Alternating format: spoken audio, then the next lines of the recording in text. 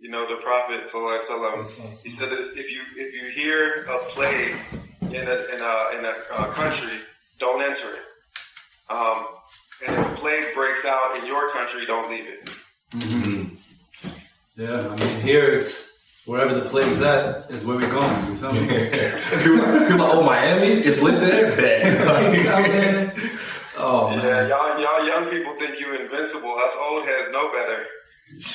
You know what? The craziest things that the people I'm talking to, my friends, are like, yo, Mo, why you tripping? You are under the age of 50. You'll be alright.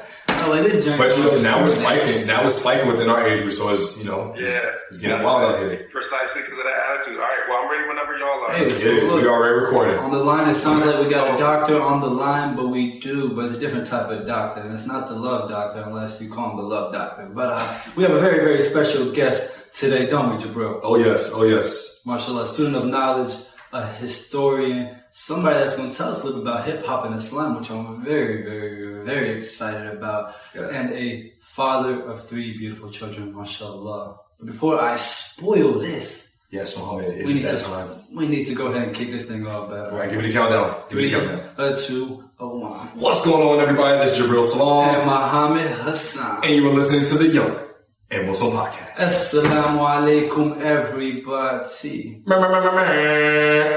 Without further ado, we have Butch Ware, Dr. Bilal Rudolph. I mean, he has a lot more names, but I'm going to stop right there. On the line with us today. How you doing, brother? Asalaamu Alaikum. Wa alaikum assalam wa rahmatullahi wa barakatuhu. I am chilling. How your brothers doing? Man, we good. Excellent. We good. Alhamdulillah. That's what's up.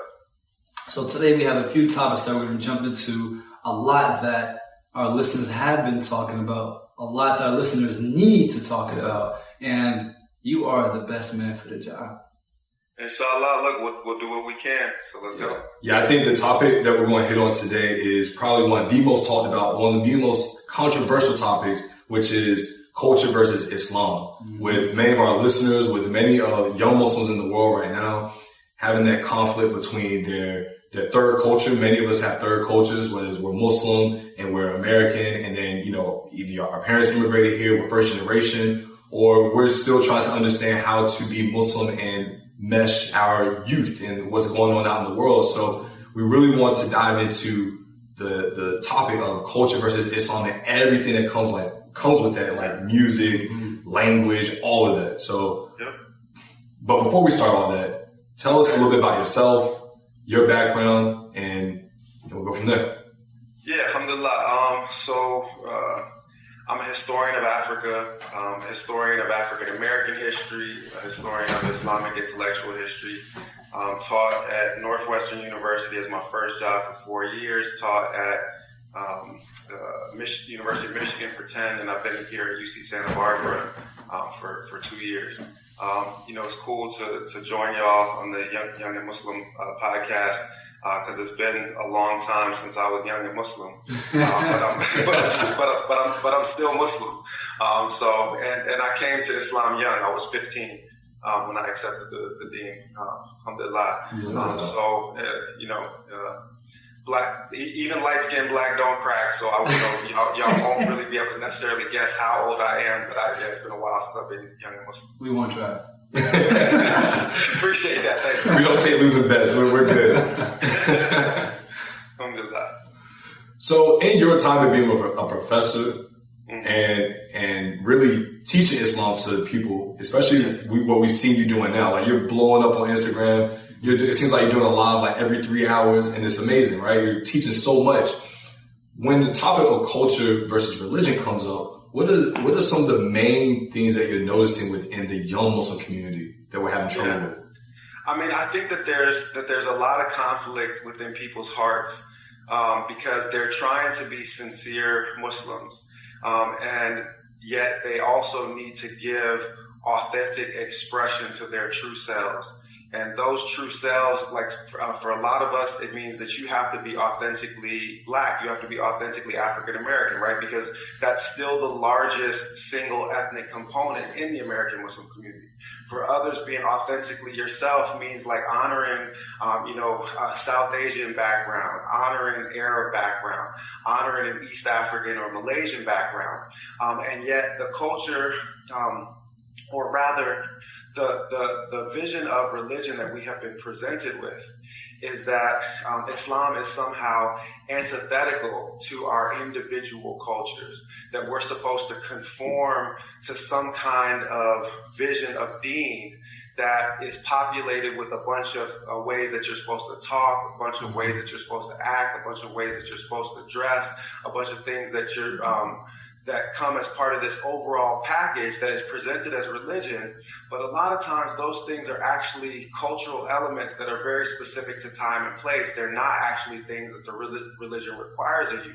So I feel like there's this tension inside of people that they know who they are, they're living in America, they need to be like engaged cultural subjects in this space, in this world. Islam requires conformity to a very specific form. I'll just say this, as a historian of Africa, and having studied this carefully, that's one of the most beautiful things about African Islam specifically, is that it has always been expressed in vernacular culture. It has always been expressed in local languages, with local musical elements, with local poetic imagery.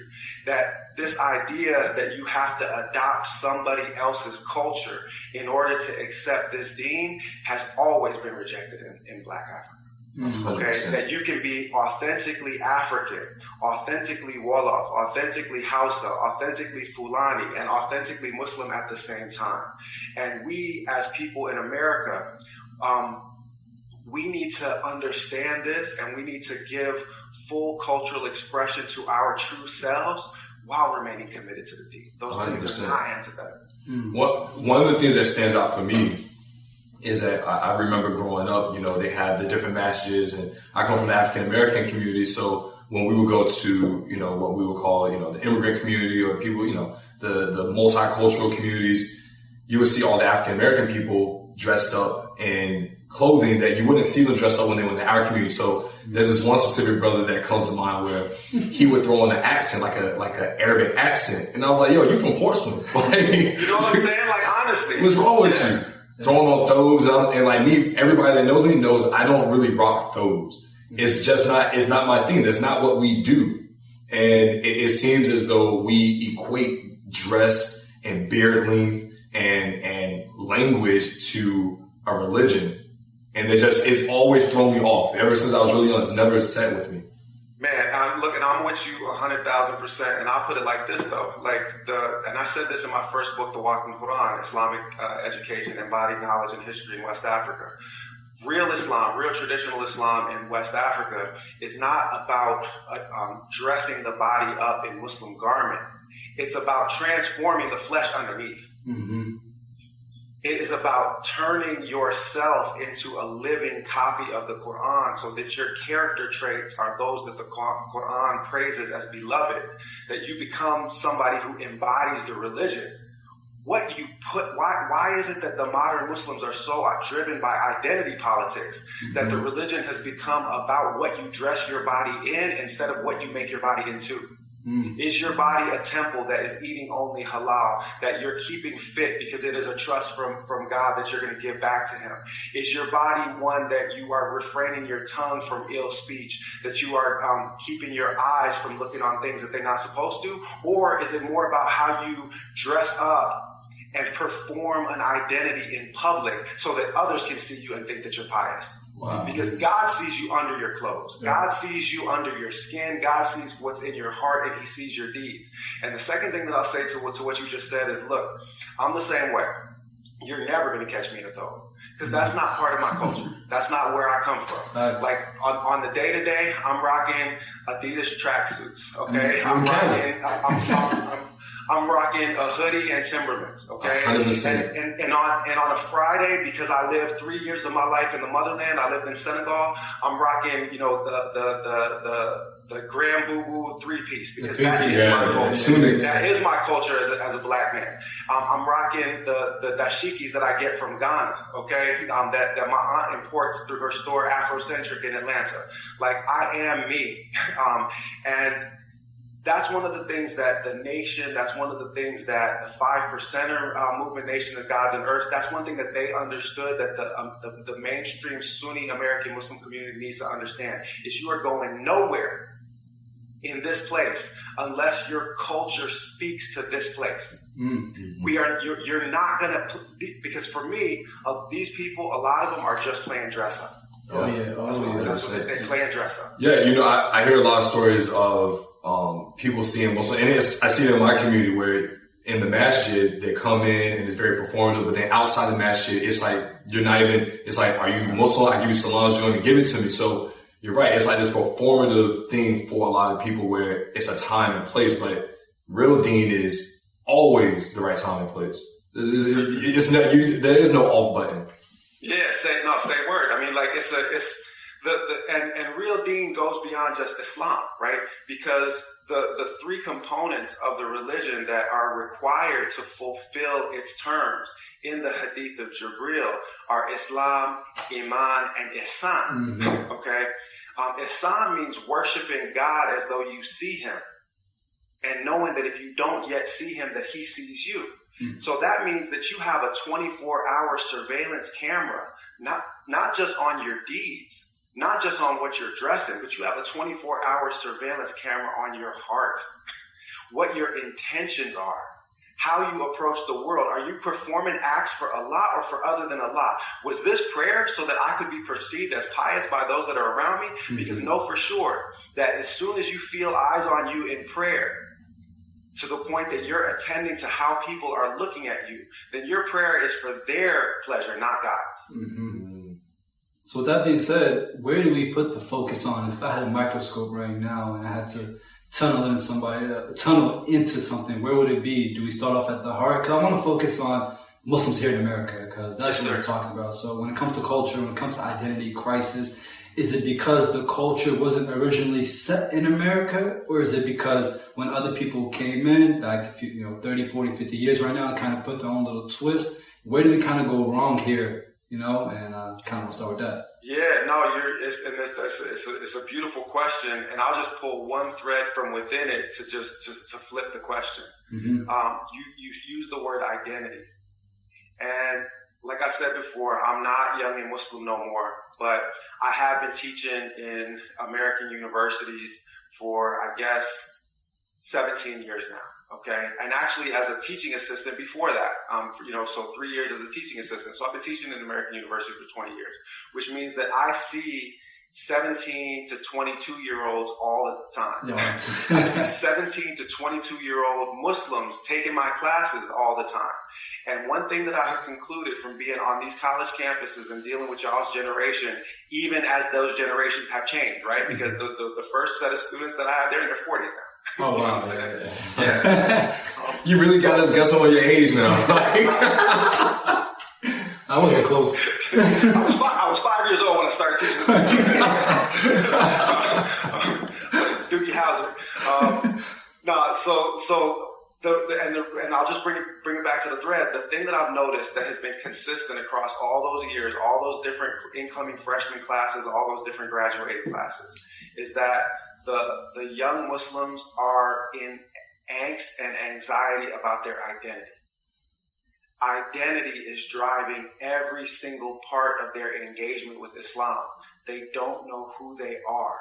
And so therefore, affirming their identity in visible ways in public space becomes the way that they try to claim a certain kind of Muslimness. Oh, wow. And for a lot of people that don't come out of like private Muslim school backgrounds, the kind of performative Islam that takes place in MSA situations is off-putting. Mm-hmm. So a lot of times the black Muslims, some of the Bengali Muslims, the Malaysian Muslims don't publicly associate with the so-called Muslim crowd. on those campuses is because that Muslim crowd is performing a very specific kind of identity that is public, and that's what they see as who they are.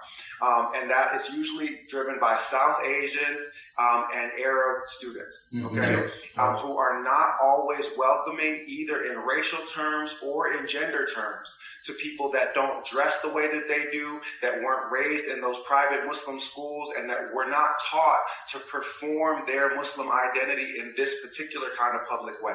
So I've seen that tension play itself out generation after generation, year after year, and many of the most pious people that I've known, the most pious young people, wouldn't be caught dead around any of these so-called Muslim organizations. Yeah. Wow. Yeah, we had a different experience altogether, because when we went to college, we were the only two Muslims. So, and y'all became brothers through thick and thin. Exactly. That first semester, when we got in our freshman year, it was Ramadan. Ramadan had basically just started. So we're both on our own for the first time, having to fast, eat suhoor, all that stuff, and alhamdulillah, we had each other to like bounce off of. Y'all broke bread together, and that's how you become family. Exactly. Like, once you salami, now we family, right? So it put us in a position where we had to figure out what being Muslim on a college campus with just us two was like. There was no outside influence except for, it was close to my home. So my family was there to help influence. But it was still upon us to say, what type of Muslims are we when we're here? Because we're the only two. See, and that's beautiful, though, because that's a favor that God conferred upon you, because y'all had to make a set of conscious choices as young believing people to struggle with what that meant. Whereas what I was just describing is that there's a certain kind of prefabricated Muslim box that everybody that feels like they don't fit into that box feels unwelcome in those explicitly Muslim spaces. Y'all had the ni'mah, the benefit, the blessing of being able to define for yourselves what being Muslim meant. And that meant that was something that was coming from inside of you and through your organic relationship with one another as brothers who are supporting one another as you are trying to live out your deen in this environment. And that's why y'all are so real. That's why y'all are authentic, because it wasn't performed for the pleasure of others so that you would fit in with the so-called Muslim crowd. We didn't have a Muslim crowd. Exactly. But it's definitely difficult to combat that, because in my household, we're very cultural. My family's from Egypt, so outside of the house, that may be the case. But when I get home, it's totally different. And I know parents play a very large part. Some of them know, some of them don't. Some of them have an agenda, some of them don't. So it's really, really, really difficult, because when you're home 30-40%, you act one way, but when you leave the house, you're a whole new different person. And I know college kids, it was like that. I mean, luckily, thankfully, for the college that I went to, I was the only Muslim with Jubril, and I met his family, the African American community, and that really, really put my feet on the ground, because my head was in the sky in regards to what was really going on with the culture and the American Muslims here. I was like, oh snap! Like, I can still be my own person. I can still be me. Right, but the beauty of it, though, is that you were willing to learn that lesson, right? Yeah. You were willing to take a lesson from your African American Muslim brother whose ancestors have been here for 4 centuries in some cases. Okay, that our blood has spilled on this soil, thus sanctifying it. Okay, and the immigrant Muslim community needs to understand that we are not all equal in our relationship with this place and our stakes in it. Those what does the Quran say about the ones who accepted the religion after the fall of Mecca, as opposed to the ones who accepted it before? The ones who accepted it before the migration, or the ones who accepted it after the migration? The ones who the reward is for all of them, but the ones who actually paid the cost in their blood, the ones who actually put their lives on the line for this place, have a different stake in it. And that means that the entire immigrant Muslim community needs to take its lead and its cue from the African American Muslim community, because it has survived the torment of slavery. It has survived urbanization. this place is only still standing. The United States of America is only still here because of the prayers of those enslaved, believing people who said, "Oh Lord, bring forth from my progeny a believing people." Wallahi, if it had not been for the prayers of those enslaved believers back in the day, God would have already called it a wrap for America. Man, that just give me chills just listen to it because that's the truth. And the problem is that for the most part, the so-called immigrant Muslim community refuses to allow African Americans to play that role of mentoring and leadership, and instead they talk down in condescending ways to the African American Muslim community, treat them with racial disregard, disrespect. I experienced this from the time I entered Islam as a 15-year-old. I encountered more vehement racism from the Arab and South Asian communities than I had from the white community. Oh, yeah, 100%. That's wild. And I guarantee you this, if you ask 100 black Muslims, 95 of them will agree with the statement that I just made. They'll tell you the same thing. They will tell you that they experience more aggressively overt racial acts of being dismissed, prejudiced comments, things that assume that they were ignorant or stupid. The great Imam Salim Joseph, may God have mercy on him, African-American Muslim in Detroit, giant, absolute giant. He recently passed away, actually just this past Ramadan. He was a learned scholar who had spent time in Senegal, had sat with Sheik Hassan Cisse for years. And when he would go into an Arab-owned business in downtown Detroit, and he would say Asalaamu Alakum to them, because he's not pronouncing with an Arabic accent, they say, "Oh, you're Muslim, do you know Fatiha?" Wow. Crazy. This man was a learned scholar in all of the fields. And you know how Imam Salim Joseph would respond to them? "Does your mama know Fatiha?" Yeah. No, that's like, who on earth do you think you are to talk to me that way? Yeah. What is in your heart? What kind of sickness is in your heart that when you see a black person, you presume ignorance? When you see a black person, you presume that they have no knowledge of the deen. You presume, without ever speaking to them, that you are in a position of intellectual, spiritual, and religious superiority over this person. May God preserve us. And it's simply because of where they're from. And it has nothing to do with how much knowledge they know. They could know a class and that's it. And they would think that they are a superior Muslim than where they were born. Because I'm Maliki and I pray with my arms at my sides, with sadr instead of with qab. I have had Arabs physically hit my arms while I'm praying to try to move them into a cross position because they assumed that I didn't know how to pray. Wow. I had one of them after the prayer tell me that my prayer was not going to be accepted because I had prayed with my arms at my side rather than my arms folded.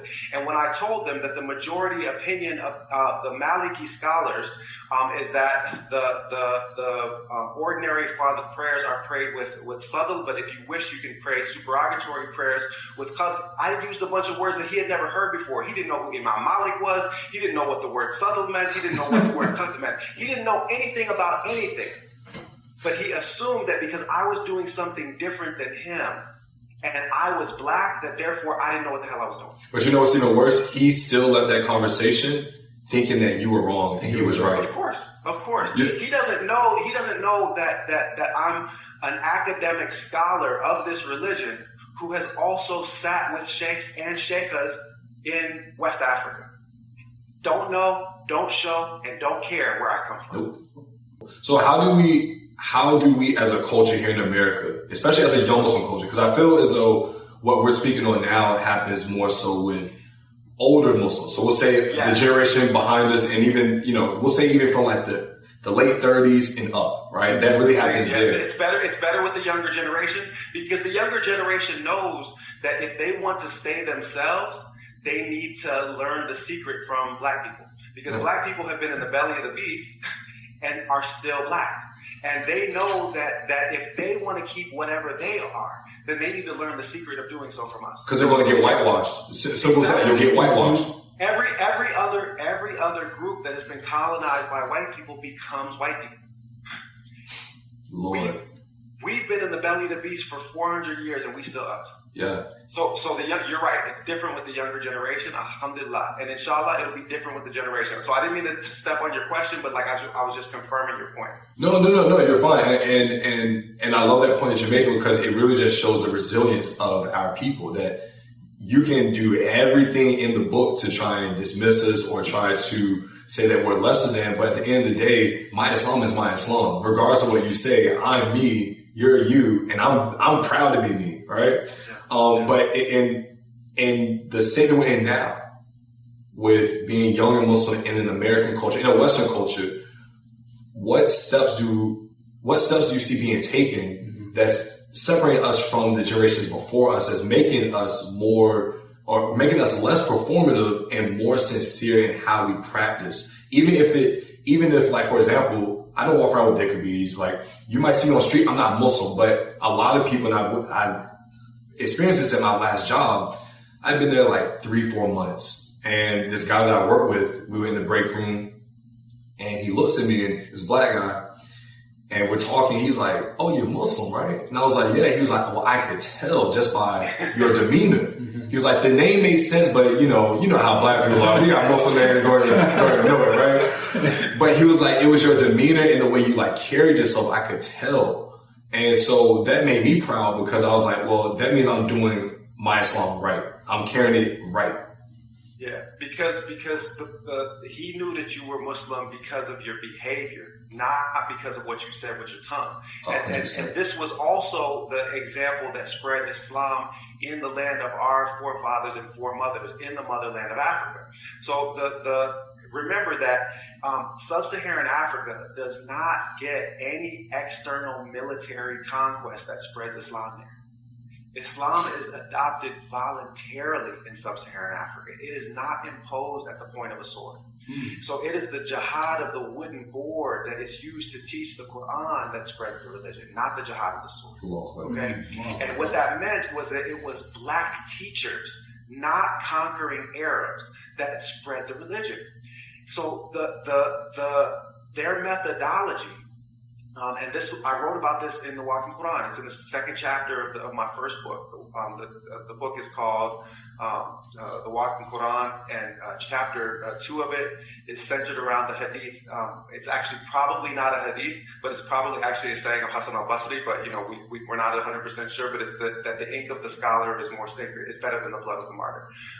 So that's true, especially in African history, because it wasn't soldiers, it was scholars that spread the religion. And because it was scholars, their approach was just to teach their own children and to provide benefit to the children of Adam around them. That's it. They didn't make dawah, ever.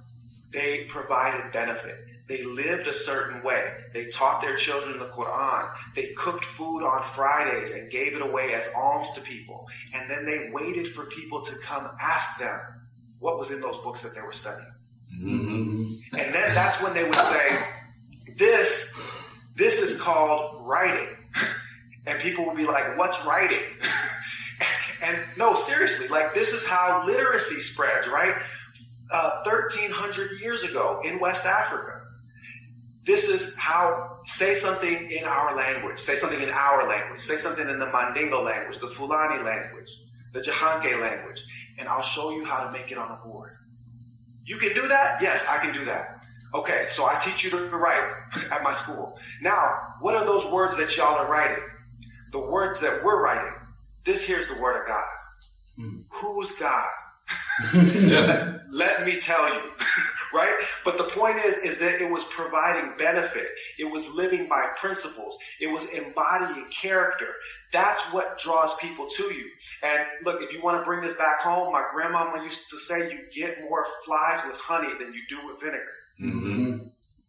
Be sweet. If you want to take the old black expression and convert it into prophetic hadith, right? The Prophet ﷺ said, the hearts of the children of Adam naturally incline to those who provide benefit to them. Look, I know Diana Ross is. You gotta carry me some slack. I'm very, very behind. I know the basics. Jabril was with me though. Yeah, I got it.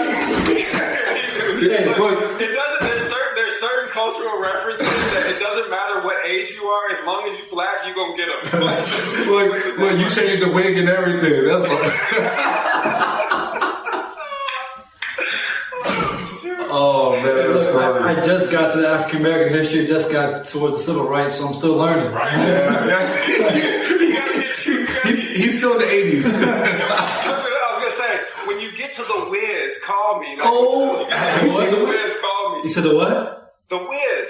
No. So you know, he don't know. Okay, so you know the Wizard of Oz, right? Yeah, I know the Wizard. They had a spinoff, right? The Wiz. Spinoff. That was basically the original. That was the original. Okay. Yeah, so they did an all black version of it. You know, called The Wiz with, you know, Diana Ross. I mean, it was Michael Jackson. Michael Jackson. I mean, please Get on down the road. Required viewing for all people who want to understand black culture. Bro, that's basically the required watching in this country is Roots, The Wiz, and Actually, my family roots. There's a new addition to the canon as far as I'm concerned. Yeah. And people are going to be upset at me because it wasn't a black director, but Django. Absolutely, bro. That's my favorite movie of all time. I'm sorry. That's Jabril Baby. Any time where I can imagine murdering slave masters, like for 2.5 hours, like come on. Bro, that's one of my top 5 movies of all time. But look, we can do this off camera. But to go back to your point where you were making about how Islam spread in West Africa is very similar to how it spread here in America with the rise of hip hop in the black community. Because I know even in my community when I was young, every Friday after Juma, they're doing a fish fry. And they're making plates. You know what I'm saying? Asalaamu Alakum, here's your plate, where's your bean pot, boom, boom, boom. And even for the people that weren't Muslim, they knew that was happening. So they're buying, now they're partaking in commerce, trade, and that's how Islam spread, through trade and knowledge. Yep. And just take a look at the example that you just gave, right? Why the fish fry on Friday? Because in the Catholic religion, you don't eat meat on Friday. So traditionally, it's Friday fish fry. So you're finding people where they're at, and you're giving some beautiful cultural expression that says that I'm with you in solidarity. And then you are giving away, fried fish, pass the hot sauce, man. Yeah. Don't skip on the greens and cornbread to go with it. It's just, I'm gonna need my greens with smoked turkey. You can't be putting no swine in it. Yeah. So that's it. And that's how you do it because we're one people. And because of that cultural connection, it allows you to do the work of spreading the religion without having to be preachy, without having to be condescending. Because how am I going to be condescending to my own brother? How am I going to be condescending to my own family members? Like, this is not about me thinking that I'm better than you. This is about if what I'm bearing is really from God, then you are going to see it in my behavior. You won't have to hear me talk about it with my tongue. And the truth of the matter is that instead of doing that, what most Muslims are doing is driving people away from religion instead of calling them to it, because they approach them with condescension that makes it clear that they have contempt for everyone who believes other than they do, which means that they're actually not spreading ethics. They're not spreading Quranic values. They're spreading demonic realities, because Shaitan's sin is kibr, istikbar, arrogance. People can smell arrogance at distance, and it repels them. And as young Muslims, we're already on the fence as is when it comes to religion. We're already on the fence, and we're shaky. Our iman, our san, everything is just, every day we're trying to get better. And then really, it just takes one good knock. And we see online all the time, and these people are gone forever, you know? So we really, really have to be careful and be gentle. I really did not find any other community that was more welcoming, especially the masjid, than the WD Muhammad messages around here that was built. Like the one in DC, I went there with Jabril for the first time. It was insane. Like, we sat there, we ate, nobody asked me too many questions about this, that, and the third. They knew I was a good guy. They didn't ask me where I studied and all that. I was like, yo, you're welcome. We having food, make sure you pay your zakat. We all good. We have games after. And I go to another masjid straight up. It's just like, people ask me questions if I know how to pray. Right? That Oh man, that was the worst, bro. Was ridiculous. It was ridiculous. Yeah, we go to the masjid. We're there for a door, so we work right up the street from the masjid. Every day. Yeah, we would go every day. So like we were regulars. Like the imam there knew who we were, right? So we go there for dua, and we had missed it, so we're praying together.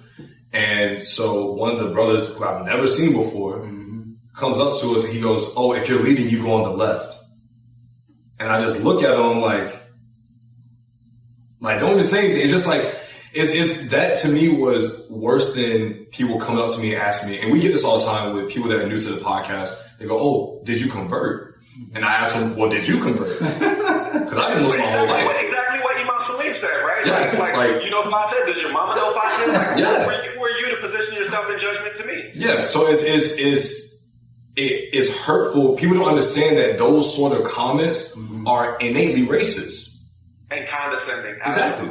And so, like that is the very opposite of how you invite people to Islam. That literally is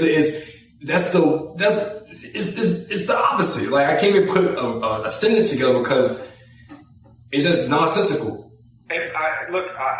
I'll just rephrase what I just said a moment ago. It's not Islam. It's Shaitan's religion.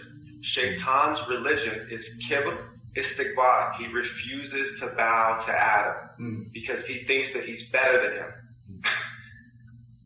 When God says in Surah Al-Sad, "Why did you not bow to that which I made with my own two hands?" Iblis says, "I'm better than him. You made me from fire. You made him from clay." Which means that on the basis of his origin and his bodily composition, he presumes himself superior to Adam. Now, what is racism? If not the presumption that because of your origin and the way that your body looks, that you are better than somebody. That is Shaitan's religion. It's devilry. Don't go looking for some cult with 6-pointed stars. Go to your masjid. Shit. Go to your masjid where these people are behaving in racist ways and you will see the devil's religion in plain sight. The greatest, if we're talking about grandmama's expressions, the greatest trick the devil ever played is convincing the world that he didn't exist. The greatest trick the devil ever played is getting the children of Adam to see one another with the same contempt that he has for all of us. Wow. It's to get Arabs to think that they're better than blacks, whites to think that they're better than blacks, light-skinned Indians to think that they're better than dark-skinned Indians, and so forth. It's divide and conquer 101. Where do you think the imperialists learned it from? They learned it straight from the Shaitan. Wow. What's crazy about it is the Prophet, peace and praise be upon him, said it in his final sermon. Like twice, not once, twice. It's his last message because he knows. And it's even deeper than you just suggest. He tells you plain and simple. He says, I don't have any fear that the Shaitan is going to be able to seduce you with any of the kaba'ir, with any of the major sins. Right? So watch out for the smaller ones. And then he gives in his last address how the Shaitan is going to get us. He's going to say that the Arab is better than the non-Arab. He's going to say that the white is better than the black. That's his game. He knows. He warned you, and y'all wasn't listening. Look, we talked about this in the African Quran class yesterday, but like a huge part of the Arab ethnocentrism, right, has to do with the fact that the Quran is in Arabic. And I just always tell people, I was like, okay, yeah, so you think that those people in the Quran in ancient Egypt, you think they're speaking Arabic? They're speaking ancient Kemetic. They're speaking a jet black. They're jet black people speaking an African language. Moses was described as being jet black with kinky hair by the Prophet, peace be upon him. Most of the stories of the prophets in the Quran are about black people. Yep. And those stories mirror exactly our experience here in America. Of course. Look, man. No, we can. I'll just say one thing about that. Yeah. The exegetes of the Quran say it's 426 solar years from the time that Yusuf brings Beni Israel into Egypt to the time that Moses brings them out. Now, if we just celebrated the 401st anniversary of enslaved Africans being brought to what becomes the United States of America, right? That was 2019 last year. According to that schedule, we're in year 401. I guarantee you we're not getting 426 solar years. We either going to get free or we're going to get out. Yeah, and I think we're seeing now that a lot of us are getting out. I'm a big proponent of that. Like, hey, we need to have an establishment here and elsewhere, like many of our immigrant brothers and sisters do. Like Mo, he got rough one time. He was like, bro, I'm out. And I was like, what?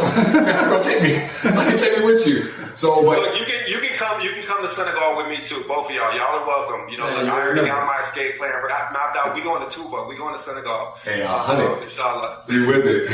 So right now I want to get back on the topic of yes, sir. hip hop, and I want to also talk about deception, and I also want to talk about the shaitan. Please correct me on this story. I may be off topic. When music was first brought about the people, I might have been with our Prophet Salah when the shaitan, somebody had came into like a certain village. It was a shaitan, maybe it's formed as a man. Please correct me if I'm wrong. And then he was playing some sort of musical instrument. It might have been a drum. He was distracting all the people. And all the people that came around him, and they're like, yo, what is he doing? And so at that point, while he was playing the music, distracting people, they were taken away from people actually working and doing good things. And then I think women got involved. I think drinking got involved. So I think you're gonna have to show. Okay, I'll send you after this. Yeah, please. You're gonna have to show me where in the Quran that story occurs. It's not in anything that I know from the story of Solomon. If I'm forgetting something, then God help me. But here's a story that I do know. Okay, and this one is verified in authentic hadith.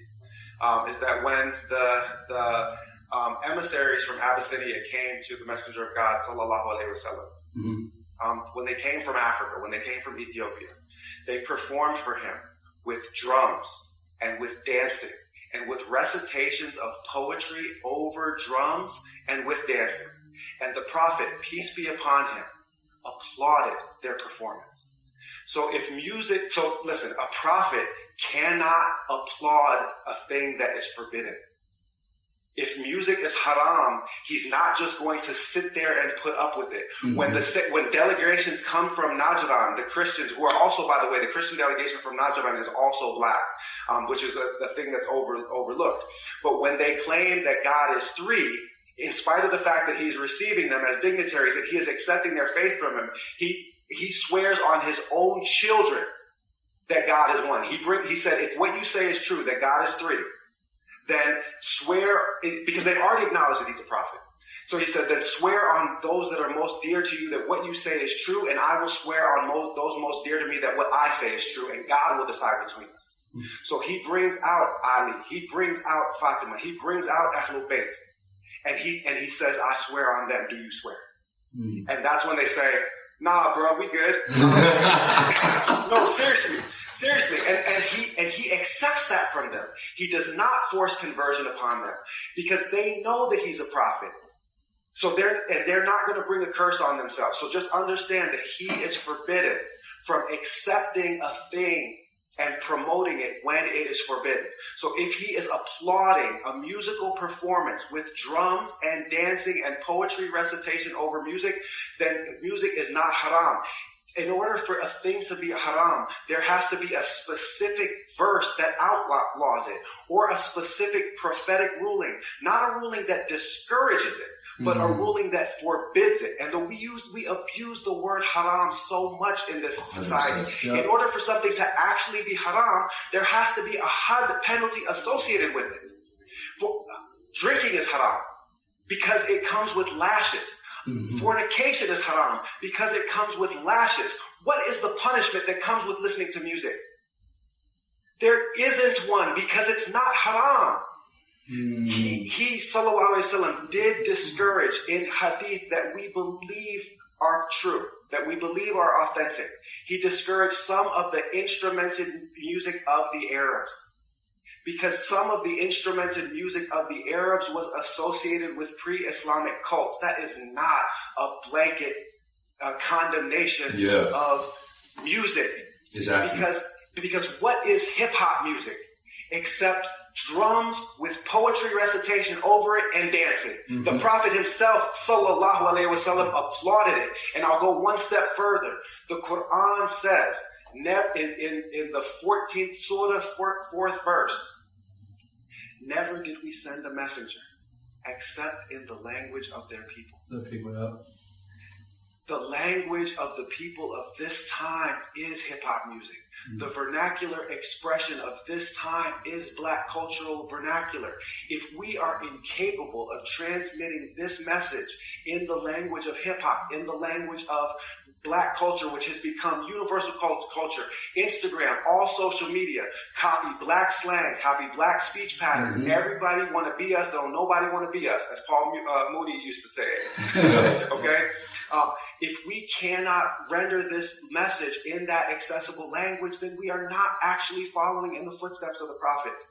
And if you want to see a model, go back to what Jabril just said earlier, right?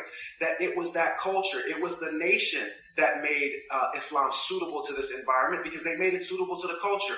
And then you look at what the Nation of Islam, you look at what 5%ers did, Nation of Gods and Earth, with slipping their Islamic ideology into the rap songs in subtle ways that brought so many people, including myself, to Islam. Because that's where I first heard, you know, what, and I just did a podcast with Wise Intelligent from Poor Righteous Teachers, right? He comes on the track, I, self, Lord and Master, traveling faster, right? I, self, Lord and Master. I-S-L-A-M, Islam. They were hiding in plain sight all of these clues that made you want to ask about what they were on. Instead of being preachy, condescending, heavy-handed, holier than thou, which drives people away instead of attracting them with a gentle, subtle, clever, coded message, a trail of breadcrumbs that leaves people wanting more, not a sledgehammer that makes people want to run away. Look, there's nothing better than you being with a group of people and everybody's like, yo, that dude or that girl, they're really chill. Like, what's up with them? And you find out. Yeah, and then they find out later that you're Muslim, and they're like, okay, well, I've never met a Muslim before. Like, why are they so cool? And you're like, bro, it's the deen, baby. Like that's the way it is. These are the values we live by, man. Like, we respect every human being. You know what I'm saying? Every single drop of human blood is sacred. Any of it, you know, fall into the ground harms us. You know what I'm saying? Any person that we encounter, we know no matter what they're in, they are just La ilaha illallah wa Muhammad Rasulullah, away from being better than us. So we're not proud, we're not haughty, we humble. Exactly. We don't judge people because we don't even know how our own soul's going to end up, much less theirs. And it's the arrogance that you were talking about. It's killers, right? And when the music is haram topic comes up, it's always pinpointed at hip hop. It's always pinpointed at the music that is here. But when they're listening to their music back at home and playing their drums and doing their thing, it's okay. That's the culture. It's all good. Yo, that's an incredibly important point that literally has not come up in any of the hip hop lives that I've done, right? You're absolutely right. It is an explicitly racist double standard because they don't apply the same standard to their own cultural music. It's actually just that they are afraid of Black culture. Yeah. Simple as that. Which is ironic because all their kids are hooked on Black culture. They ain't going nowhere. Well, but you know what though? That comes through ignorance. As you said before, like a lot of immigrants to this country and to Western culture in general don't take the time to understand the people that they're now, you know, assimilating to. They like, you live in our neighborhoods, you go into our masjids, and you know what I'm saying? You're with us.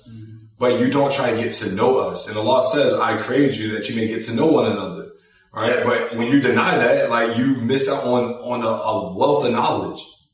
Yeah, so there's two things about that. So like one, I'm always telling people we're going to be held to account by God, not just for what we did, but for what we left undone. Okay? And what that means in this context is that it has been at least 600 years since there has been any Muslim society in the world where you had Muslims of all backgrounds, okay? All colors, all different sectarian backgrounds, all living in the same political unit without one of them having the upper hand in terms of their religious ideology, okay? That means that we have an opportunity that has not been present in the Ummah for at least 600 years. Maybe it hasn't been present since the dawn of Islam itself. We have every single kind of Muslim all in one place with the opportunity to know one another. But do we do it? No. We're wasting this opportunity because we're divided by Shaitan's religion of racism. so we don't get to one another. And when we get back to God, he's going to say, I gave you this perfect set of circumstances so that y'all would know one another. What was y'all doing down there? Yeah. But that's why you start to see the importance of marriage across cultural lines. You get to know people from different nations, because that creates an environment where families that ordinarily would have been tucked away in their own culture, own ethnicity, now you're forced to get to know these people, and you're like, well, they ain't so bad. They're pretty dope. You know, look, the truth is, and the great West African scholar Sheik Hamidou Bamba, who, you know, I hope we'll talk a little bit about as we get into the conversation. He said the cure for pride, for kibble, for istiqbal, that thing that we were just talking about, arrogance. He said the cure is to contemplate your body and how it was created. You begin your life as a nasty drop of sperm. You live your life as a walking sack of feces, and you end your life as a corpse, odious and rotting. You are all the children of Adam, and it is from dirt that you were created. So what is he saying? He's saying that what is it in you and your background and your origin that makes you think you're so great to begin with? Mm-hmm. It's what Moses said to Pharaoh when he took the message, right? He said, he was talking about the earth, and he said, "Minha khalaqnakum wa fiha nu'idukum wa minha nukhrijukum taratan ukhra." He said, we brought we brought man out of the earth. We're going to put him back in the earth, and we're going to bring him back out one more time. Like you came from the ground, you going back to the ground, and then you being pulled out of the ground one more time for God to judge you. Who do you think you are? Why are you so haughty? And the key part about this is that you are all the children of Adam. The truth is that there's only one race, and that's the human race. It makes no sense for beings that are made of dirt to rank themselves hierarchically in relation to other beings made of dirt. and then to go further, literally kill one another in order to possess more dirt, more land. More of our own soul. So one of the things you just did, which I found very interesting, is that for the first time since we've been recording and since we've been in conversation, you recited verses with Arabic, right? We typically don't do that because one, we ain't that good. But I think that was very telling, because there's another part of culture that's very important where we get into language. And I think a lot of times Muslims equate your iman to how much Arabic you know. Yes. And I grew up completely opposite of that. Right? Yeah. I grew up where your religion and your sincerity was based on your action and your sincerity in how you treated others. But it seems like now a lot of young Muslims are confused as to the importance of knowing Arabic and the importance of not overvaluing how much Arabic you know to signify how Muslim you are. Yeah. It's a huge point. I mean, I only did it because I couldn't think of the way to translate it into English until I heard the ayah recited out loud. So that was the reason why I did it. I don't do it as a performative, matter. It was literally just as a mnemonic device. I couldn't figure out how to translate it in my head without it. But I couldn't agree more with the point. So it goes back to a fundamental misunderstanding. Before we get into the culture aspect, it goes into a fundamental misunderstanding of why the Quran is in Arabic in the first place. So if you go to Surah Yusuf, and this time I won't do the Arabic first, I'll just, because you marked that, so I'm going to stay clear of it, is that God says, we sent this down as an Arabic Quran so that you would understand it. إِنَّا أَنزَلْنَاهُ قُرْآنًا عَرَبِيًّا لَعَلَّكُمْ تَعْقِلُونَ. In other words, the expression of the Quran in Arabic is a contingent expression so that it would be understood by the Prophet who had to bear it and by his community. Okay? The conversations that are taking place in the Quran are usually in Aramaic, they're in ancient Kemetic, they're in Hebrew, they're in a variety of languages, and God is translating what was said in those actual places into Arabic so that this community would understand it. So the Arabic language becomes sanctified through that act. There's nothing sacred about the Arabic language any more than any other language. And I'll just give you an African perspective on this so that we can get into the heart of the matter as how it reflects on us. There's a great Wolof poet. His name is Musa Ka. He was a follower of Sheik Ahmadu Bamba, who I just mentioned a moment ago, the great 19th and 20th century scholar. Musa Ka wrote all of his poetry. Even though he was fluent in Arabic and could write poetry in Arabic, he wrote all of his poetry in Wolof. And in the preface to one of his poems, where he is praising the Prophet, peace be upon him, he says, "Some of you will say that I shouldn't use the Wolof language to write this kind of poetry. Some of you say that I should use the language of the Holy Quran to write this kind of poetry." And then he said, "But I, Musa Ka, say that whether I use the Wolof language, the Arabic language, or any other language, it's all the same." He said, "Any language that you use to praise the messenger of God will find therein its innermost value." Man. In other words, he was making his language, his culture, do the sacred work of bringing the messenger of God, sallallahu alaihi wasallam, to life in his community. We're not going to do that by sending people to Arabic. We're going to do that by using the best words we can in English to talk about Rasulullah sallallahu alaihi wasallam. It's going to be by using the best words that we can to bring the concepts from the Quran into the vernacular. And I'll just be honest, the hip hop lives, that's what I've been doing. And since I started doing the hip hop lives, I'll just, let folks in. Like, I've been asked to co-write rap songs for Muslim rappers for that reason of finding ways to give poetic expression to spiritual realities in ways that are not so preachy, but that are actually just bringing the language into to the English language, finding those beautiful words so that it really hits you in the heart. Because you'll never feel something the same way that you feel when you hear it and understand it in your mother tongue.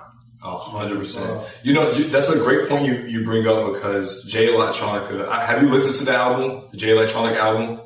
A little bit, yeah. Not much, but a little bit. Yeah. So after listening to it, I listened to the Joe Budden podcast, and they were going over the album, and they ripped it apart, right? And one of the things that he mentioned, he was like, he was pulling out, this other language, and I couldn't understand this and that. And that was really interesting, because as a Muslim, right, when I hear also subhanallah, Allahu Akbar, you hear that, you're like, oh snap, hey. But for the people that don't understand it, it doesn't resonate the same way. It doesn't mean anything to them. And so how, and look, I say this, and I don't want people to take this the wrong way. So some individuals might get upset, but I'm just going to say this anyway, because even though this is not targeted at any specific individuals, but how many rap songs do you think that people can hear that are about your hijab? Like, do you know what I mean? Like, if all we're rapping about is about our identity, then we're only rapping to people who already share that identity. You're not spreading anything. We are preaching to the choir, which doesn't accomplish anything, and it will never spread the religion. That's the way that I would say it. Subhanallah. There's a verse that I wrote. Inhale the whole storm, impale you with the trees. Goliath falling at my hands, David falling to his knees. John talking to the bees, read scriptures from the leaves. No end to these rhymes, trees for pen and ink for seas. Drinking from the ocean, beads wrapped around my wrist, dreadlocks to my waist, twin mics inside my fist. Laying fake niggas to waste, you too can get a taste of this Bible level flood rain for more than 40 days. Sprinkle me like E40, water on the graves. Africans that sweated, naughty, dreaded, dead as slaves. Lay you right down with them if you want to misbehave. Lay my mic down, split it like it was the end of days. Earth and heavens wide open, dead is rising in the days. Pull your soul out through your nose. If you ever speak my name or even fix your mouth to say I want to battle, know your place. On your ass like you was child, boom, take, now death rattle. Hey. Freestyle Fridays. Hey. I think that marks the very first freestyle we got on the podcast. No, but let me break down the lyrics, right? Please. The death rattle is the last thing that you hear when the soul is being pulled out of your body. Mm-hmm. Okay? lay my mic down, split it like it was the end of days, earth and heavens wide open, dead is rising in the days, pull your soul out through your nose if you ever speak my name, or even fix your mouth to say you want a battle, know your place, right? So it's a battle rap with Islamic imagery all in it, but nobody else that isn't part of the in-group hears that. They just hear the battle rap, and then they're transported to the day of judgment. They're like, what does he mean? Pulling your soul out through your nose, right? So the part drinking from the ocean, beads wrapped around my wrist, that's actually a story from another one of Sheikh Ahmed Bamba's disciples. Not Musaka in this case, but Sheikh Ibn Afal. Sheikh Ibn Afal, his service to his Sheikh was such that he said, Ahmed Bamba, if you were to ask me to drink this ocean to serve you, he said, indeed, I would drain it. He would drink the whole ocean for his Sheikh if he could. And he had dreadlocks that laid down to his waist. So all I did was just take a story that comes from our tradition and render it in a language that is accessible to the people, which is hip hop, which is our cultural repertory. Mm-hmm. Like that's the kind of stuff that I feel like if we did more of, we would reach more people. And you can't leave it to old heads like me to try to rap. But you know what? We have this issue, like why we want to talk about music. People know I do not bang with the halal rap scene because one is lame. It's so lame. Oh my god, it's so lame. I mean, it's usually just bad music. Yeah. And it's all just copied. Like you're taking someone else's music. There's no originality into it. And so now we have this, the culture. I said this in a previous podcast. Our culture is being culture vultured by our own culture, and it's crazy. You have people within our own culture vulturing, and it's like we're going nowhere. We're not even going in circles. It's going nowhere. We're not even moving. Yeah. And I wish that it would go back to the way it was when hip hop was first coming around, and people were really trying to say something. You know, I really think that it is. I mean, one of the things that I'm organizing now is actually a retreat for Muslim rappers. You know, to so that they can share bars, share musical principles, start conversations with one another about how to develop a new modality for this music. You know, because I have this initiative that I run at UCSB called the Initiative for the Study of Race, Religion, and Revolution. It's about race, it's about religion, it's about social change. And so I'm actually using university funds to bring together Muslim rappers and Muslim musicians, and then also having like already established folks like Akil Gibbons, Akil Talib from Jurassic 5. Like a lot of people don't know that Jurassic 5, these are Muslim rappers. They were just good rappers. Wow. You didn't know them as Muslim rappers. You didn't know them as Muslim rappers. They were just good rappers. A lot of people don't know that many of the members of Wu-Tang are now Sunni Muslims. Yeah. Because they don't talk about that publicly because they don't need to preach at you, but they be slipping stuff into their. So here's a perfect one. Ghostface Killer, right? Ghostface on the song called One, he says, "Hey yo, the devil planted fear inside the black babies. 50-cent sodas in the hood, we going crazy. Dead meat placed on the shelf, we eating cold cuts. Fast from the heart, y'all, and grow up." So what did he just say? He said the devil put fear inside the black babies. 50-cent sodas in the hood. You're going crazy. So they're poisoning us with sugar. Dead meat placed on the shelves. He's talking about meat that hasn't been slaughtered right. Y'all eating cold cuts. Fast from the heart, y'all, and grow up. Wow. So he puts this coded language, right? And by the way, Ghost is in my top 5 rappers of all time. I don't think a lot of people argue with you. But that's the kind of stuff that I'm talking about. It's like you bring people, you become a force in the culture through the power of the art itself, rather than through your proclamation of identity, nor about claiming the genealogy of it. Because yes, we need to cite the sanad, the chain of transmission, when we talk about hadith, because we already belong to the community. But telling people that this comes from Muhammad sallallahu alaihi wasallam doesn't do anything to people that are outside of the community. You have to tell them about his values, sallallahu alaihi wasallam, how he lived. If you show those values, that's what's going to prove to them that what he brought was real. Yeah, I mean, it comes back to the fundamentals, like you mentioned. I want to go back to the point where you said the Quran came down in Arabic, and coming from my culture and everything, because it came down in Arabic, it meant that was the best language, and everybody should know that language, and those are the best of people, because that's where it originated from just that area, you know. So that just shows what you said, that us Muslims, going back to young Muslim culture, we have a very big problem meeting people where they're at. Even at the masjid, it's like, hey, if you want to learn under me, you got to have these certain type of criteria. But the church doesn't do that. The church takes in anybody, right, and tries to clean you up and do work. So going back to now, we see that happening on social media too. Social media is pretty bad because now we have a lot of people are trying to teach by the sword because they're quote unquote the dawah team, right? The halal music that Jabril is just talking about is just in your face.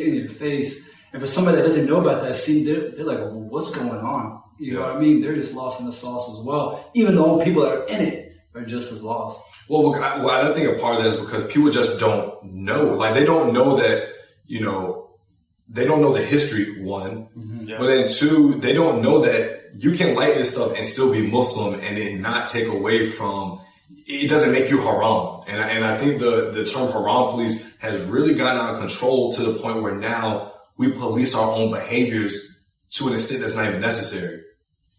And it goes back to what I said earlier, which is that so when you say things on haram that are actually only discouraged, you make a path that is broad and open into something that is narrow and restricted. You make it harder rather than easier, but God intends for you ease rather than hardship. We are making things more difficult for ourselves. So what are the different levels? Because right now we just know haram and halal. Aren't there a few in between? And those, by the way, are intermediate legal categories that are developed by jurists. So you have things that are makruh, for example, but discouraged, okay? But even those are categories that are determined by the later tradition. They're deduced from the prophetic example, but they're not actually categories where he said, sallallahu alaihi wasallam, this is this, this is this, this is this, this is this, okay. Right? So they come part of the later tradition. And we accept the later tradition because we venerate those scholars that passed us our Islam. Mm-hmm. But at the same time, we do not attribute to them an infallibility that we don't even attribute to prophets, right? So at the Battle of Badr, sallallahu alaihi wasallam mm-hmm. is getting ready to set up camp at this particular spot, okay? And one of the the experienced military men says, did you pick this spot because God revealed it to you, showed it to you, or is this coming from you that you wanted to set up camp here? And he said, he said, no, it wasn't, a revelation or inspiration. I just thought this would be good. He said, okay, well, if this is not coming from God, this is a terrible place for us to set up. We need to have the higher ground. We need to cut off their sources of water. We need to do why. And he, sallallahu alaihi wasallam, accepted that. Wow. He accepted that and he changed his position. He, sallallahu alaihi wasallam, took counsel. Okay? So we don't attribute to the intermediary scholars in the tradition infallibility on all points. We venerate them. We respect them. We don't disagree with them for casual or foolish reasons. But we do understand that they are human beings that live in their time and are products of their time. So if that's the case, then those separate categories, which emerge as part of the later tradition, then we study them, we understand them, and we respect them. But think about this, for example. A thing can be discouraged, but when it's not forbidden, there's a reason it's not forbidden. So at that same Battle of Badr that I just mentioned, okay, I believe it's one of the Ansar. I can't say for sure. Mm-hmm. Someone will look it up and call into the podcast and say Dr. Bilal was talking out the side of his neck. It wasn't one of the Ansar. It was one of the whatever. So I won't claim that I can remember which it was. But he begins strutting around the battlefield. Okay, pounding his chest, stomping, grunting, barking, strutting. Sounds like DMX. Again? I said, that sounds like DMX. Yeah, no, exactly. Like, that's a great image. That's a great image. Hold on, I gotta sit with that one for a second. No, that's it. Where my Zed? What's the deal? Y'all want to be killers? Get at me, dog. And look, that's one of the tracks that I turn on when I get to the weight room when I'm getting ready to pump iron. Now, back to the story, back to the hadith. The Prophet sallallahu alaihi wasallam says to him, he says to everyone, he says, that is a march, that is a strut, that's a walk that God dislikes on every day except for a day like this. Mm. So reflect on this for a moment. That kind of walk isn't forbidden. Even though under most circumstances, strutting around the world like you are Mr. Big Man and so tough is a bad look, okay? Yeah. And it's incompatible with the humility that we need to have in the deen. But on a day like Badr, or on a day when the world is falling apart like it is around us, how are you going to be able to beat your chest and get ready to stand with your heels in the ground and fight the struggle of your time if you have not practiced that struggle? No. How will you be strong enough to fight unless you've been bumping DMX in your headphones while you're bending iron like David in your weight room garage? You have to be prepared. And that's why certain things that are discouraged usually are not forbidden, because they're actually needed at certain times. It's part of the reason why music isn't forbidden, because it is needed at certain times. This is one of them. One of the things I want to point out, man, that's such a great point, and I think it's such a great transition, is if you look at African American tradition, a way that a lot of slaves were able to get out of bondage was through hairstyles. A lot of people don't know that they hid maps within women's hairstyles, right? And the other thing is also drums, also signals with drums, and also singing and drums. You know, if people have seen the movie Harriet, which I highly recommend it, your boy is in it. Sadly, I'm afraid to confess this, being a historian and African American and African history, I still haven't seen it. So and you guys see, I'm in the movie. I'm in it. Yeah, you gotta watch. I'm at the very end. But what a lot of people don't know is that. And they don't know that those things helped free a people, right? Yes. But in our religion, we're so hung up on, they gotta wear, these women need to wear the kimar, they need to wear kimar, wear hijab. But imagine if we impose that on those women that helped us become free. Imagine if we imposed, music is haram, it's haram on the slaves that were using music to incite their freedom, give code, say go this way, don't leave yet. We don't understand that, and that's why it's so important for people that come into the culture to understand. Right. So I'm flashing back to a conversation I had inside a halal grocery store with a Lebanese, Arab Muslim brother, and I was telling him that I teach African history and the history of the enslaved Muslims, and he says to me, it's terrible that they enslaved those Muslims that way, and I tell him, yes, it's terrible that they enslaved all those Africans that way. Yeah. Right. And he couldn't because he said it the way he said it, but I said it the way that I said it, and I meant it like that. And then he said, so those enslaved, Muslims, he said, did they keep their Muslim identity? Did they still have their Muslim dress? I mean, he's on his whole Salafi tip. He's got his, because we're judging Islam by the length of the beard and the shortness of the pants, instead of the size of the heart and the measure of the deeds. Okay. But so he's on that. He's like, well, did they keep their Muslim identity? Did they still keep their Muslim dress? And I said, brother, they were enslaved. They didn't get to pick what they wore. What is wrong with y'all? Everything to you is about your identity and having people that you think are Muslim conform to your narrow particular vision that comes from your homeland. That look, what they reveal in that behavior is that they do not worship Allah, they worship their ancestors.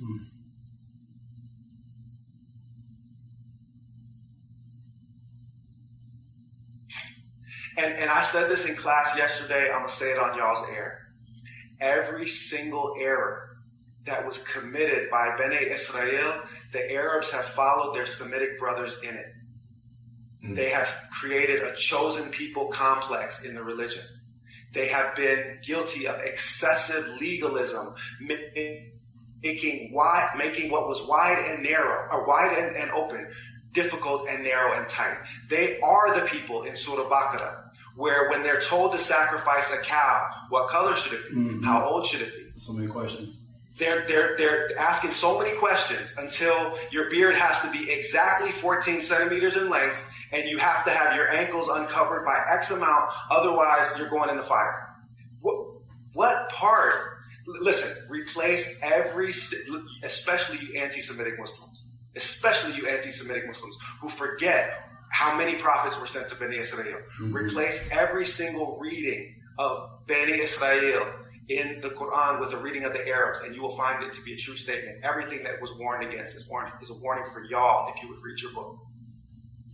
I mean, that just sounds like the relationship with Allah is just off, and because we're on this topic with relationships as young Muslims, we're trying to educate one another. We're trying to get away from this stigma or just chokehold that we're under, whether it's from our parents or just ancestors, because we're really trying to do that, but it's really pulling us back. We had a conversation with Imam Sheik out in Delaware. He said, for you to get away from all of that, that's basically culture. What do you say? Cultural apostasy. Cultural apostasy says you need to be built. Yes. You need to be built a certain way to do that, because the thing that's going to come after that, it's not going to be lovely, So we're trying to figure out how we can create a community and culture that way to show people like, hey, look, you're not alone, because this is a very, very tough journey. But I think when we make that side step away from all that, I think it's going to be in a good place. But where do we start? Like, the young Muslims listen to that, whether it's their parents, their grandparents, like,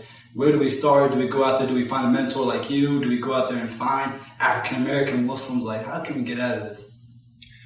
This is a beautiful question, man, and it brings us full circle, right? Like, it brings us back to where we started the conversation. One of y'all said, purification of the heart, okay? In the African Quran class that I was mentioning, I pointed out that the Quran references the heart 132 times. It references the sadr or sudur 44 times. It references the fu'ad, the ardent flame of the heart, 16 times. There's almost 200 references to the heart in the Quran.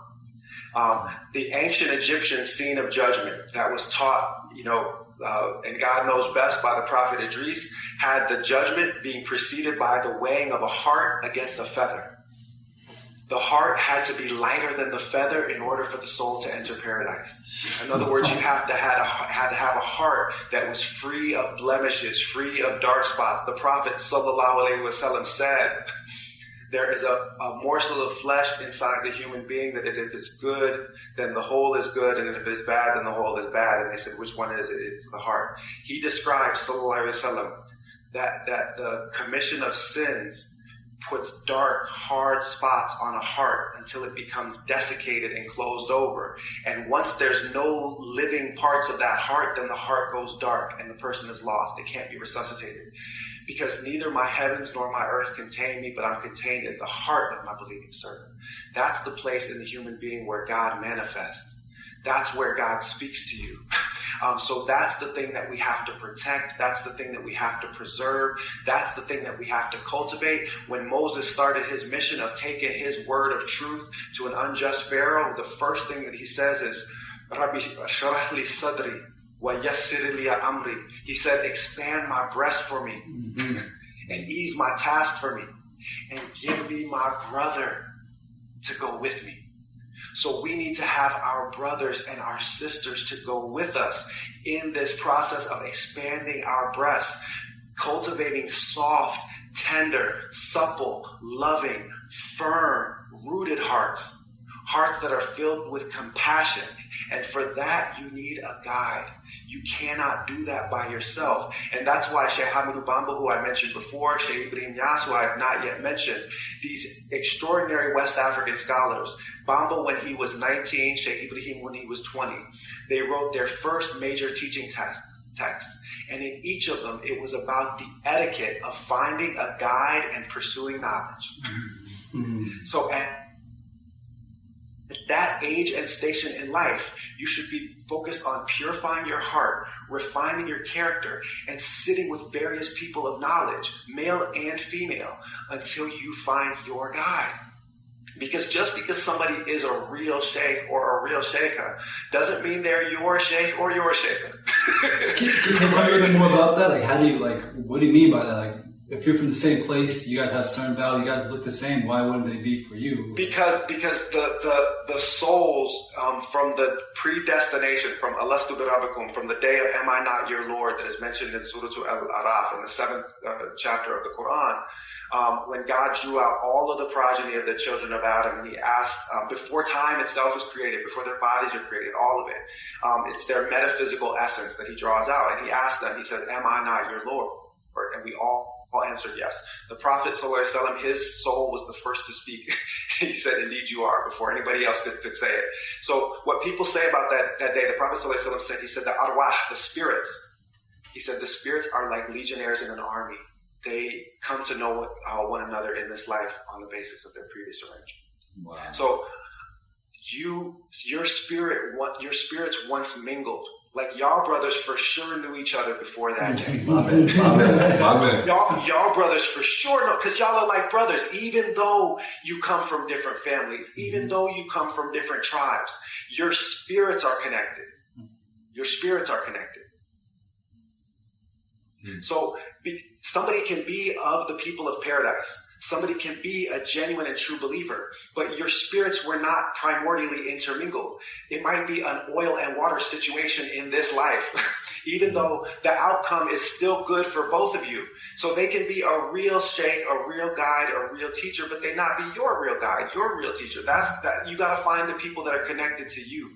The people who your spirit, when you're with them, seems familiar. And this often takes the form of like, when you meet somebody, you're like, man, where do I know that brother? Exactly. Right? Where do I know that brother from? And then you're like, no, we ain't met. And I'm like, really? They're like, no, we haven't met. But the thing is your spirits are recognizing one another. Because that comes from a day before time. That comes from a day before time. So sit with the people of knowledge. Sit with the people. There was a companion that asked the Prophet ﷺ, and he was bold. I'm forgetting which one it was, but he said, who do we sit with after you're gone? It was when the Prophet ﷺ was getting older. And he was like, look, what do we do when you're not around no more? And the Prophet ﷺ said, sit with the one who, when you're with them, you make dhikr in abundance. In other words, they make remembrance of God easy for you. So sit with the people that make remembrance of God easy for you until you find, and then that's your guide. And if that's a person who has excellent character, and if that is a person who has reached that state where they're living out Islam, where they're not just stuck on Islam and Iman, but they actually come to worship God as though they see God, or their actions are such that they know that God is seeing them in every moment, then let them help guide you back to the Lord of the throne. That was on point, just because a lot of young brothers and sisters now want to pursue knowledge. A lot of people are calling themselves a student of knowledge, especially if you're a pioneer and you still call yourself a student of knowledge. I really do like course. that. It's always Look, when I'm done learning, put me in the ground. Yeah. Well, that's why we say we're practicing Muslims and not just Muslim. We're always in transition, but we're always getting ready for game day. Game day, that's it. You got look, what did we say before we started, right? Stay ready. If you stay ready, you ain't got to get ready. Yep. But that has been a problem that I see across many different cultures, where the pursuit of knowledge as a young Muslim is stifled because the generations, our parents, or even, like older siblings or older friends or whatever, they look down on that pursuit. Mainly because they were stifled. And so it's just like, well, why are you getting real religious, or you getting real spiritual on this, right? And we say that often in the show Rami. I don't know if you've seen it or not. Rami Yusuf, there's a point in, so season 2 is about him he's trying to find his religiosity, right? He's trying to find his place within Islam, and he takes on a sheikh as being his mentor. And his father is like, oh, all you talk about is your sheikh. Your sheikh says do this and you do it. Your sheikh says do this and you do it. And you see that struggle that he has with his father, that his father thinks, oh, you're obeying him more than you obey me. But he's like, no, like I'm drawn to him, and he's teaching me, and he's appealing to my soul to get better and get closer to Allah. Are you going to deny me that? Are you going to deny me that? And I think a lot of us just don't have the knowledge or the know-how to, as you said, find a teacher and find a way towards that. Yeah, and it like you just hit on it, right? Because it's absolutely imperative. And the way that I teach about this in my classes on Islam in Africa for 15 years at university is the way that I teach this online. I just did a class called Shahada of the Spirit, right? And the way to understand this, how to try to put it into words. I'll put it like this: even the sharpest knife cannot carve its own handle. Okay? Now, what do I mean by that? If the instrument that is broken is your nafs, is yourself, is your soul, then how do you use a damaged instrument to repair itself? It can't be done. You need a guide. You need somebody that's external to you to help you along the way. That's the key part that's missing. People don't understand that. They think that they're going to get there by themselves. But the problem is that the nafs, your ego, your lower soul, your base instincts, in their unreformed state, will continue to misguide you while you think that you are guided. You'll be in a perfect prison of your own making until somebody who is already free gets you out. And the Prophet, peace be upon him, he modeled this for us because his relationship with Jibril, even though his station, sallallahu alaihi wasallam, in the universe was superior to that of Jibril, right? Ultimately, he goes in the Isra and Miraj, he goes to a place that Jibril can't go. Mm-hmm. He goes to the direct face-to-face meeting with his Lord, and Jibril says, hey, you got to let me off here. I can't go up there. Like, don't let me stop. He's just an elevator attendant. Like, he's just like, you go. My wings would burn clean off if I go past this point. Mm-hmm. But the Prophet ﷺ, Quran says of him when he goes to have this vision that his gaze did not falter nor did he transgress. Mm. So he's able to look his Lord, so to speak, straight in the eye without wavering. Okay? Now, Jibril had been his teacher. Jibril is the one that brought him the Quran. Jibril is the one who quizzed him on the contents of the religion. In the hadith of Gabriel, when he says, Muhammad, tell me of Islam. It's the 5 pillars. Mm-hmm. Muhammad, tell me of Iman. He said, it's these 6 things that you must believe in. Tell me of Ihsan. It is to worship God as though you see him and knowing that if you don't see him, that he sees you. And Jibril confirmed him in each of those. And Umar, in his narration about it, may Allah be well pleased with him, says, and we were astonished that this stranger, having questioned him, would then have the nerve to confirm him. Like, who does this guy think he is? So wait, you're telling him what's in Islam? You're saying you've answered right? But the reason is the Prophet ﷺ is modeling the etiquette that a student of knowledge is supposed to have with their teacher. Jibril, even though his station in the universe is ultimately lesser than that of Muhammad sallallahu alaihi wasallam, is nonetheless the one that brings Muhammad the word. Anybody that brings you the word of God is your teacher. Wow. Anybody that imprints it upon your heart, that is your teacher. And the roles of a guide in our authentic West African Islamic tradition are 2 and 2 alone. And this comes from the great Senegalese Sheik Imam Fode Drame, based in Canada now, in Vancouver for the last number of years. He said the roles of a Sheik, the roles of a guide are only 2. Return you to your fitra, okay? Your innate natural disposition, the way you were when God made you, before you added all this extra stuff that you've been doing, okay? But you were good the way God made you. So help you return to how you were, because God made you sound. So return people to their fitra, and then help them establish their relationship with the word. Wow. That's it. Get you back to who you really are, and then let the Quran speak to you. That's what it says, it takes a village. That's it. You can't do it by yourself. We gotta look. Moses doesn't just ask for the expansion of the breast. He says, "Let me take my family with me. Yeah, bring my homies. I need to take the whole crew. I need somebody riding shotgun on this one." Well, just think about it, man. I mean, like God had just got done telling him, "Go, you and your brother, with my signs to Pharaoh. Indeed, he has transgressed." And so you have to imagine Moses is like, "So you're sending me by myself, or you're sending the 2 of us?" Like to the most powerful tyrant on the face of the earth, who you just called a transgressor. He's like, I'm afraid. I don't want to go.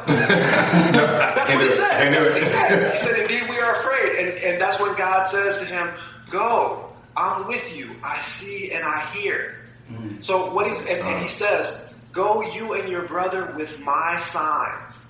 وَلَا تَنِيَ فِي ذِكْرِي, and do not slacken in my remembrance. If you go by yourself, even with your brother, but you go on your own strength, you go on your own strength. But if you go with remembrance of God, then God is with you. He sees. He will be the third to reinforce your two. Right? Quran says, don't say that. They say that he is rather if there are two, say that he is the third that is with them.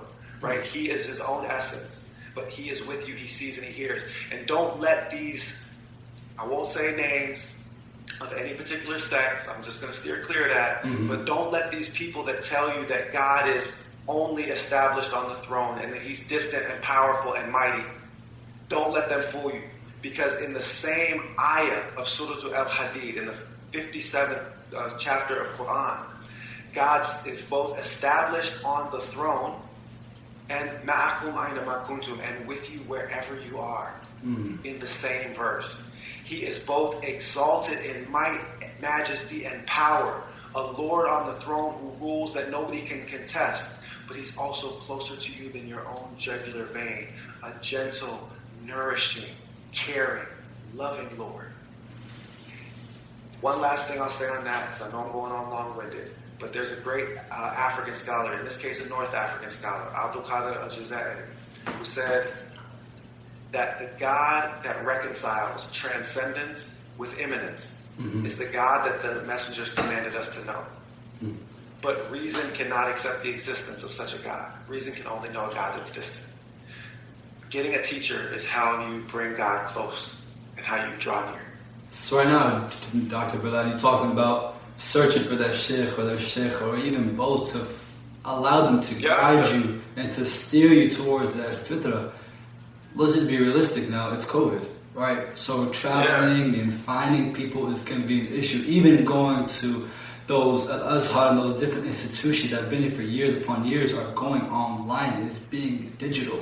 And I see a lot of people going towards that way, which is good. But I also see people getting stuck because they're sitting there waiting.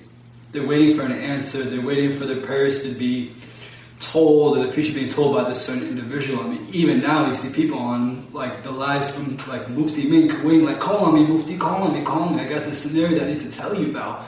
So I don't know if people are being guided, if people are really looking. I don't know if people are being lazy, but like, what can we do to find those teachers that kind of fit us without being stuck in planning paralysis, you know? Yeah. So the first part of the answer goes back to the first thing that you mentioned, which is the COVID situation, okay? And my own understanding is that God is remaking the world as he sees fit, okay?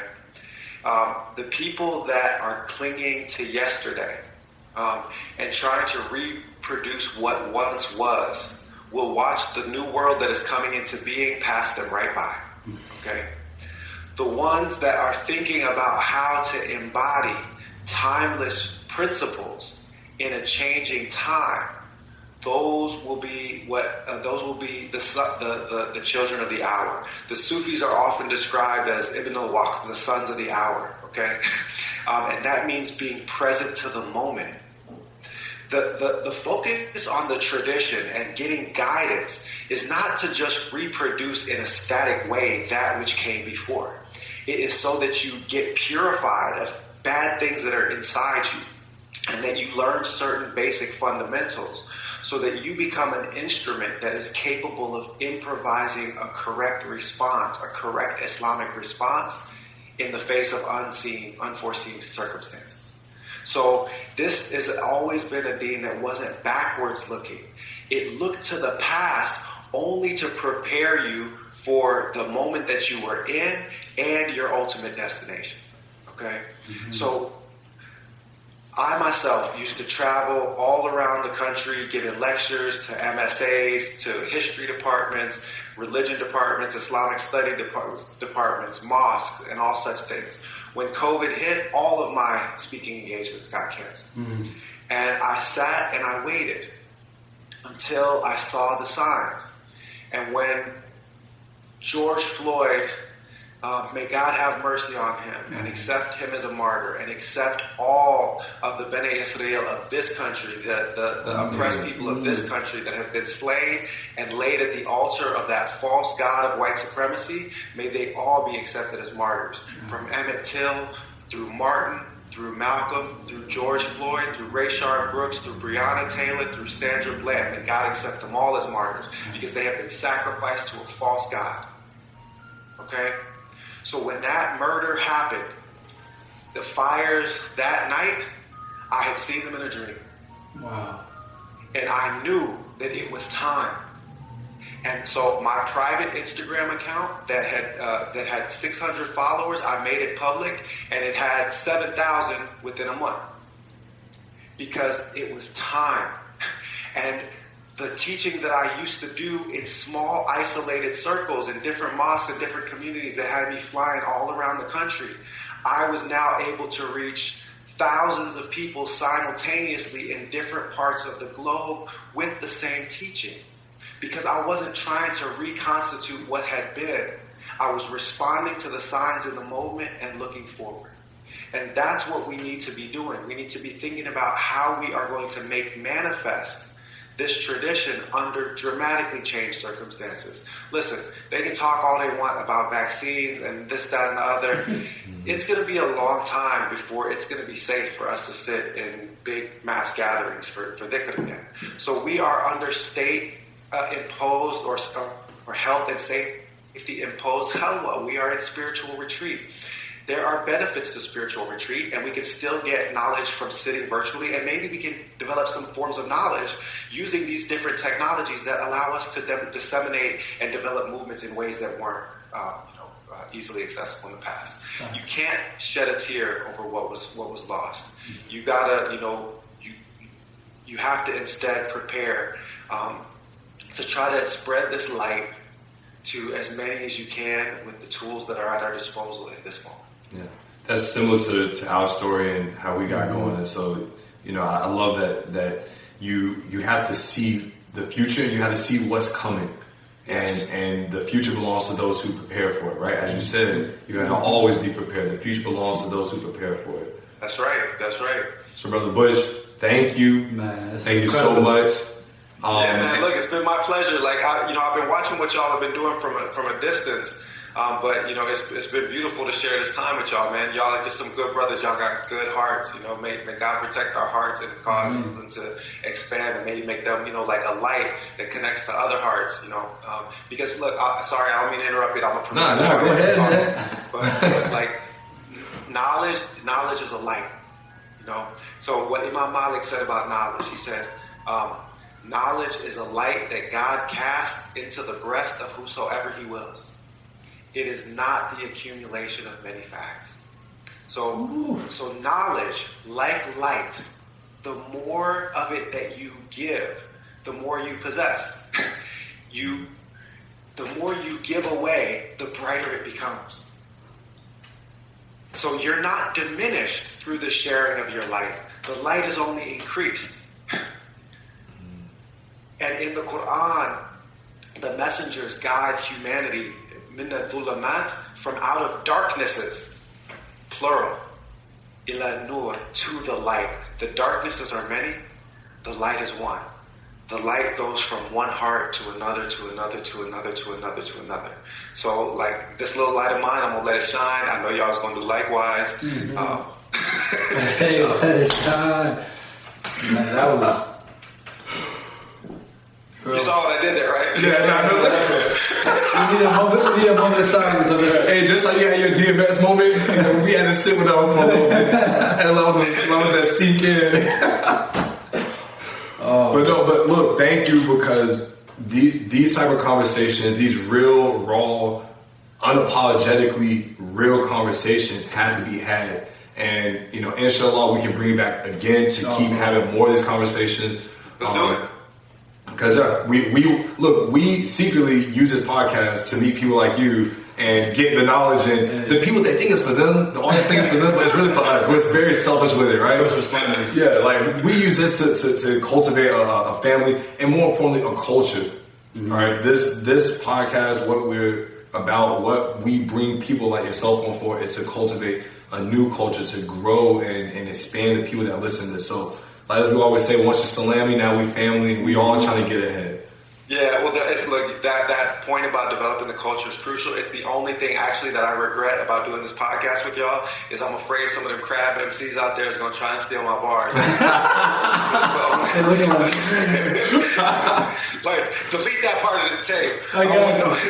What did Ghost say? He said, I don't want nobody sounding like me on no album. All right, Asalaamu Alakum. God bless y'all. All right, so hold on, we're almost done. Yeah, okay, go ahead. We're going to keep you on because we have to do our outro. But before we do that, how can people find you? What's the best way to reach you and get in contact and to sign up for your classes where you're teaching the knowledge? What you got going on? At Butch Ware, all one word on Instagram. So BUTCHWARE. And then you can find out information about the classes there. But it's Ink of the Scholars is the company that we offer the classes from, and you can sign up for this current class actually just by typing bit.ly.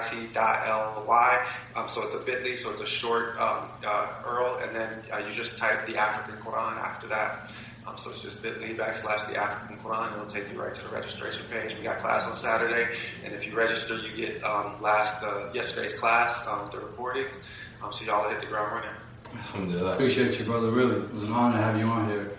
Bro, I think it's about that time. Yes, it is. Muhammad, how long have we been on, my friend? About an hour and some change. It's been an hour and saying so. Hefty change. Wait. Before we do the outro, Muhammad, if people want to listen, where can they go and listen? Yes, great question, Jabril. You guys can listen to this beautiful podcast on all the major streaming sites. That is Spotify, Google Play, Apple Podcasts, SoundCloud, Stitcher Radio, iHeartRadio, Pandora. I mean, the list goes on. Alhamdulillah, we're spreading it, creeping in there. And Jabril, if they want to watch our podcast and shoot a direct message, how can they do that? Absolutely. So if you guys want to see these beautiful faces on the Young and Muslim Podcast, you can find us on YouTube at The Young and Muslim Podcast. Make sure you like and subscribe. And of course, do what, Mo? Leave us a review. And hit the bell notification. Ding. And if you want to shoot us a DM and get in touch with us, you can find us on Instagram and Twitter at Young and Muslim. That's YOUNG, the letter N, Muslim, Young and Muslim. Shoot us a DM, hit us up. We respond and we pull up. And we want to hear from you. We want to learn you. So, for the last hour and some change, you've been listening to the Young and Muslim Podcast. I'm Jabril Salam. Muhammad Hassan. And this is... The Young and Muslim Podcast? No, what's your name? I thought it was a quiz. And we leave with the greens of peace. Asalaamu Alakum. Peace out. Peace.